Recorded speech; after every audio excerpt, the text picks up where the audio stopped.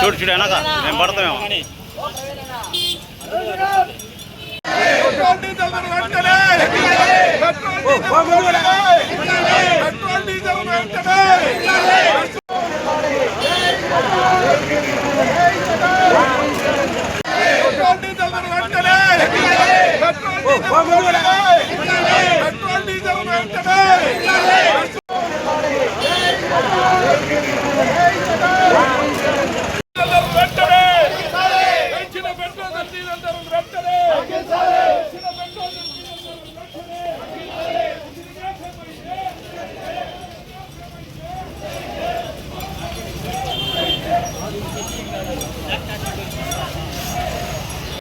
ఈరోజు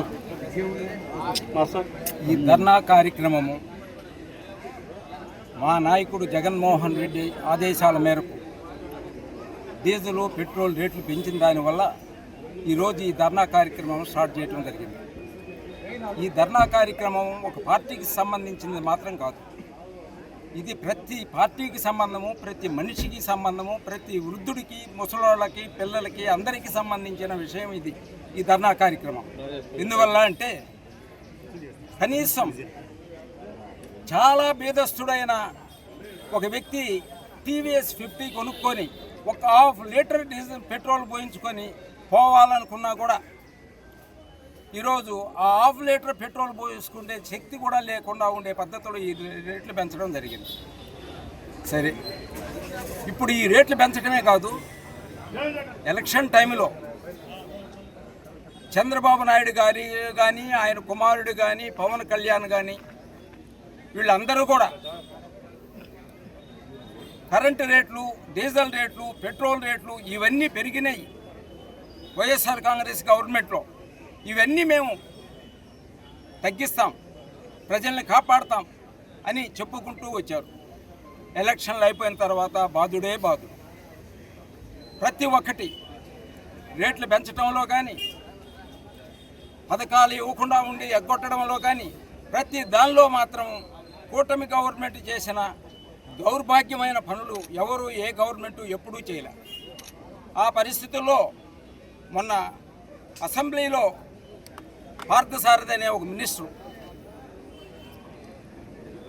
మన ప్రధానమంత్రి నరేంద్ర మోడీ గారు పొదుపు కార్యక్రమం చేపట్టాల ప్రతి ఒక్కళ్ళు అని, కాబట్టి ఇప్పుడు ఎవరు కూడా ప్రత్యేక హెలికాప్టర్లు, ప్రత్యేక విమానాలలో ప్రయాణం చేయకూడదు, ఖచ్చితంగా మాత్రం ఇవన్నీ పాటించాలని చెప్తూ ఉన్నాడు. చెప్పే టైంలోనే లోకేష్ చంద్రబాబు నాయుడు గారి కుమారుడు అక్కడ ఆ మాటలు కంప్లీట్ కాకముందేనే ఆయన వెళ్ళిపోయి పుట్టపర్తికి స్పెషల్ ఫ్లైట్లో వెళ్ళిపోవడం జరిగింది. కాన్వాయ్ ఈ విధంగా అంటే ముఖ్యమంత్రి కాదు, ఎవరైనా సరే ఏమి చెప్పినా సరే ఇనే కార్యక్రమం మంది కాదు, అది ప్రజలదేను, మనం మాత్రం ఇదే జల్సాలు చేయాలా అనే పద్ధతిలో వాళ్ళందరూ కూడా పాటిస్తున్నారు. యాక్చువల్గా చంద్రబాబు నాయుడు గారు కానీ, ఆయన కుమారుడు కానీ, పవన్ కళ్యాణ్ ముగ్గురు కూడా హైదరాబాద్ నుంచి తాడేపల్లి వస్తారు, అమరావతికి వస్తారు. ముగ్గురు 3 ఫ్లైట్లలో వస్తారు. మళ్ళా పోయేటప్పుడు ముగ్గురు 3 ఫ్లైట్లలో పోతారు. ఒకవేళ ఈ పొదుపు కార్యక్రమం పాటిస్తాము, కొంచెమైనా పద్ధతులు పాటిస్తాము అని అనుకుంటే ఒకే దానిలో రావచ్చు, ఒకే దానిలో కూడా పోవచ్చు. అటువంటి ఏమాత్రము వాళ్ళకి పొదుపు అనేది ఏమాత్రం కనిపించదు. ఈ విధంగా చంద్రబాబు నాయుడు గారు ఆయన కూటమి, ఆయన ప్రభుత్వంలో పొదుపు కార్యక్రమం అనేది ఏ రూపంలో కనిపించదు. ఆయన ఎలక్షన్లకు ముందు చెప్పాడు, సంపద సృష్టించి ప్రజలందరినీ కాపాడుతాను అన్నాడు. ఎలక్షన్ అయిపోయిన తెల్లవారి నుంచి ఆకాశం సైడు చూడటం మొదలుపెట్టాడు. నాకు ఏమీ కనిపించడం లేదు, ఎక్కడి నుంచి తేవాలా, ఈ స్టేట్ని ఎట్లా నడపాలా అనే కార్యక్రమం మాటలు చెప్పడం జరిగింది. అయితే అంతకుముందు గవర్నమెంటు చంద్రబాబు నాయుడు గారే పరిపాలించారు. ఆయన పరిపాలించి ఆయన వదిలేసిపోయేటప్పుడు 100 కోట్లు మాత్రం జగన్మోహన్ రెడ్డి గారికి ఇవ్వటం జరిగింది. అంటే స్టేట్ కెపాసిటీ ఏమిటి, స్టేట్లో ఎలా ఉంది అనేది ఆయనకు బాగా తెలుసు.